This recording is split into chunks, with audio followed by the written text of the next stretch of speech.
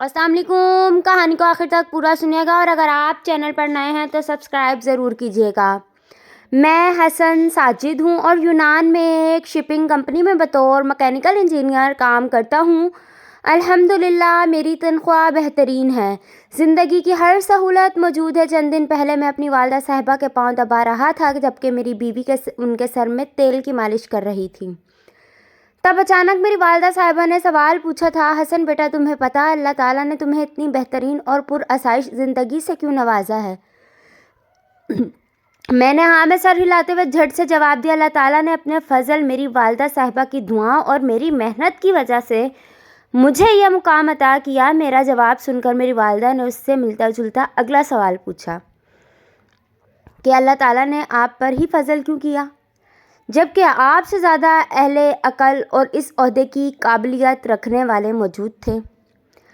اب کی بار مجھ سے کوئی مناسب جواب نہ بن پایا تو میں خاموش ہو گیا. میری والدہ صاحبہ نے تھوڑی دیر میرے جواب کا انتظار کیا اور پھر گویا ہوئی کہ تمہیں یاد ہے جب تمہارے بچپن میں ہی تمہارے والد صاحب گزر گئے تھے تو ہم لوگوں کے مالی حالات سخت خراب ہو گئے تھے.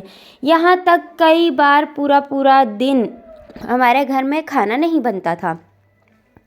میں لوگوں کے گھروں میں کام کرتی تھی اور ان کے برتنوں میں بچ جانے والا کھانا شاپر میں ڈال کے گھر لاتی تھی جو میں تو کھا لیتی تھی مگر تم یہ کہتے ہوئے کھانے سے انکار کر دیتے تھے کہ میں کسی کا بچا ہوا کھانا نہیں کھاؤں گا.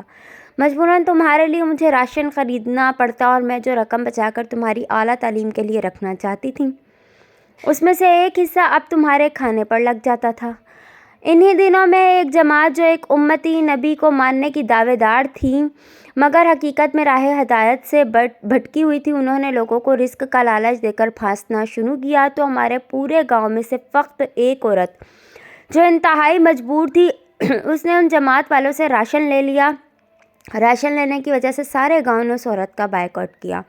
تو تم مجھے ساتھ لے کر اس عورت کے گھر گئے. وہ ہاتھ سے معذور تھی، بیوہ تھی اور ایک معصوم بچے کی ماں تھی.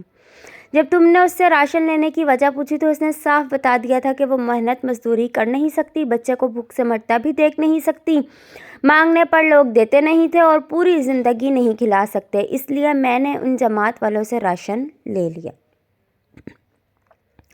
اس عورت کی بات مکمل ہونے کے بعد تم نے اس سے کہا کہ اگر آپ اور آپ کے بچے کی کفالت ہونے لگے تو آپ اس جماعت سے راشن لینا اور رابطہ رکھنا چھوڑ دیں گی. ساتھ آپ نے کسی بہت بڑے عالم کی طرح اس عورت کو سمجھایا کہ کس طرح وہ اس امداد کے بدلے آہستہ آہستہ تم سے ایمان کی دولت چھین لے گی.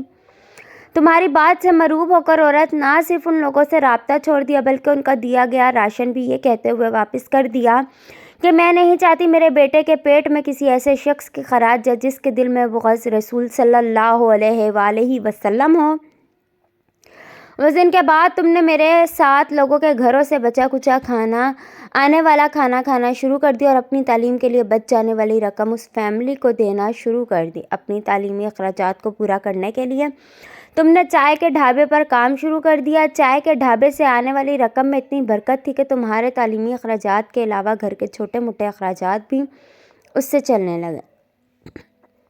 پھر 8ویں کے بعد تمہارا وظیفہ لگ گیا اور اس کے بعد اللہ تعالیٰ نے تمہاری تعلیم پر گھر سے 1 روپیہ بھی نہ لگنے دیا. یہاں تک کہ ہمارے علاقے میں پہلی بار لوگوں کو پتہ چلا تھا کہ نیسٹ بھی کسی یونیورسٹی کا نام ہے. جب تمہارا اس یونیورسٹی میں داخلہ ہوا تھا اللہ تعالیٰ کی مہربانی سے تمہیں 6 یونیورسٹیوں کی طرف سے مفت تعلیم کی آفر ہوئی اور مکینیکل انجینئر بننے کے بعد تمہیں ماسٹر کرنے کے لیے امریکہ اور لندن کی یونیورسٹی نے بھی اسکالرشپ آفر کی ہے مگر تم نے انکار کرتے ہوئے جاب شروع کر دی.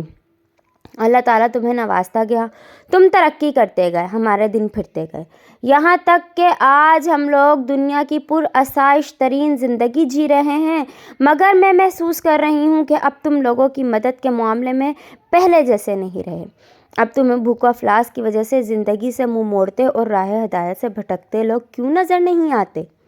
میرا دل کہتا ہے کہ اللہ تعالیٰ نے آپ پر جو فضل و کرم کیا تھا، میری دعاؤں اور تمہاری محنت سے بھی زیادہ بڑی وجہ تمہاری وہ نیکی تھی جو تم نے اپنے حصے کا رزق اس بیوہ عورت کو دے کر اس کا ایمان بچا لیا تھا.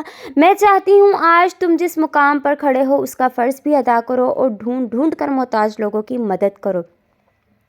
اپنی والدہ صاحبہ کی بات سن کر میں نے فوراً موبائل سے رسیدیں نکالیں اور ہر ماہ اپنی تنخواہوں سے باقاعدگی سے بھیجی گئی تمام فلاحی اداروں کو رقوم کا حساب والدہ صاحبہ کے سامنے رکھتے ہوئے بتایا کہ ماں جی، آپ کی تربیت نے مجھے کبھی مذہبی اور نبی کریم صلی اللہ علیہ وآلہ وسلم کی امت سے غافل نہیں ہونے دیا۔ رسیدیں دیکھنے کے بعد میری والدہ صاحبہ نے میرے سر کا بوسہ لیا اور روتے ہوئے کہنے لگی، بیٹا، تم میری تربیت سے کہیں زیادہ بڑھ کر کام کر رہے ہو۔ اور میں نے ماں کے سینے سے لگے ہوئے کہا، بس اللہ تعالیٰ